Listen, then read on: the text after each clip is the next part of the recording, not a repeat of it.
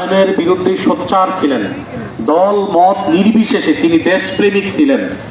তিনি ভারতের আধিপত্যবাদের বিরুদ্ধে সোচ্চার ভূমিকা পালন করেছেন, যেটা ভারত সহ্য করতে পারে নাই।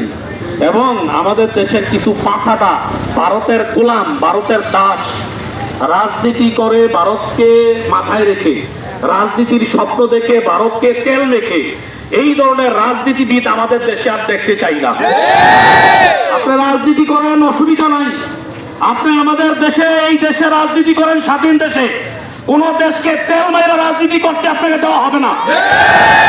কোন দেশকে পা সাইটা, কোন দেশকে বন্ধু বানাইয়া, যারা আমাদেরকে বন্ধু মনে করে না, যারা আমাদেরকে শত্রু মনে করে, যারা আমাদেরকে পানি দিয়ে মেরে ফেলতে চাইছে, যারা আমাদেরকে ইয়াবা ফেন্সিডিয়াম গাঁজা দিয়ে পুরো বর্ডারের মধ্যে সাপ্লাই দেয়, যারা বর্ডারের মধ্যে পাখির মতো গুলি করে মানুষ মারে, তারা কখনো আমাদের বন্ধু হতে পারে না। তারা যদিও বলে মুক্তিযুদ্ধ আমাদেরকে দেশ ইয়ে করছে, আল্লাহর পক্ষ থেকে আমরা স্বাধীন দেশ পেয়েছি, কিন্তু তারা স্বার্থের কারণে তারা আমাদেরকে সহযোগিতা করছিল, ঠিক আছে? এই ইন্ডিয়া, এই ভারত কখনো আমাদের দেশের ভালো চায় না, তারা আমাদের শত্রু। আব্দুল হামিদ খান বাসানি বলছিল যে এই প্রজন্ম বুঝতে পারবে ইন্ডিয়া আমাদের শত্রু, তারাই হচ্ছে দেশপ্রেমিক, তারাই দেশপ্রেমিক। কারণ এই ইন্ডিয়া কখনো আমাদের দেশের কল্যাণকামী হতে পারে না। তারা যুগে যুগে ষড়যন্ত্র করছে। এই যে আব্রাহার ফাহাদ তাদের বিরুদ্ধে, ফরকাবাদের বিরুদ্ধে কথা লেখছে, আব্রাহার ফাহাদকে হত্যা করছে তারা। এই রয়ের দালালরা জায়গায় জায়গায় এখনো বসে আছে, ঠিক না বলেন? তারা আব্রাহার ফাহাদকে শেষ করে দিছে, আল্লামা সাইদিকে শেষ করে দিছে, আরো বড় বড় দেশপ্রেমিক যারা ছিল, দেশের পক্ষে লড়াই করছিল নির্দ্বিধায়, শহীদ প্রেসিডেন্ট জিয়াউর রহমানকে শেষ করে দিছে। আরো যারা ছিল দেশপ্রেমিক, দলমত নির্বিশেষে যারা দেশপ্রেমিক, তাদেরকে তারা এই দেশে থাকতে দেয় নাই। তোমরা তাদের ভূমিকা হলো, স্লোগান হলো, তোমরা বাংলাদেশে থাকবা ইন্ডিয়ার দাস হয়ে। আমরা বলি আমরা ইন্ডিয়ার দাস না, আমরা আল্লাহর গোলাম, আমরা আল্লাহর গোলাম। আমরা দেশপ্রেমিক, মাজলুমের পক্ষে, দেশের স্বাধীনতার পক্ষে, দেশের মানুষের পক্ষে আমরা সব সময় কথা বলেই যাবো ইনশাআল্লাহ।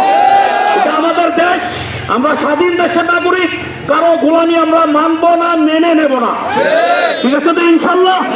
আর এই যে আমার ভাই ওসমান হাদির এই যে হত্যা করা হয়েছে, তাকে পরিকল্পিতভাবে ওই যে ফেসিস্ট ওই জায়গায় বসে বসে পরামর্শ দেয়, ময়লা পরিষ্কার করতেছে, ট্রেনিং দেওয়া এরকম ভাবে জায়গায় জায়গায় রয়ের মদদে এরকম জুলাই যোদ্ধাদেরকে তারা হত্যার পরিকল্পনা করতেছে।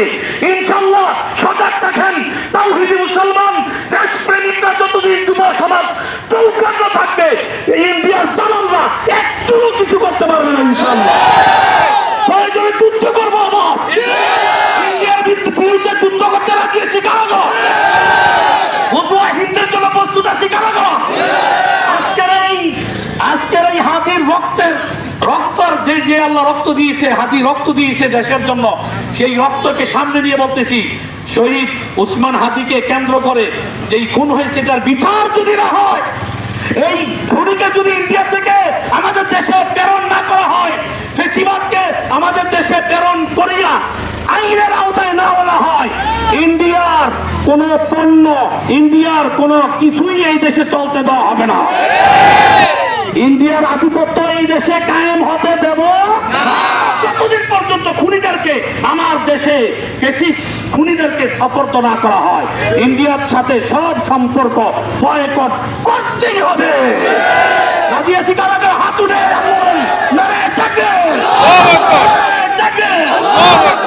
এখন আমরা ইনশাল্লাহ প্রতিবাদী মিছিল করবো, আমরা ইনশাল্লাহ।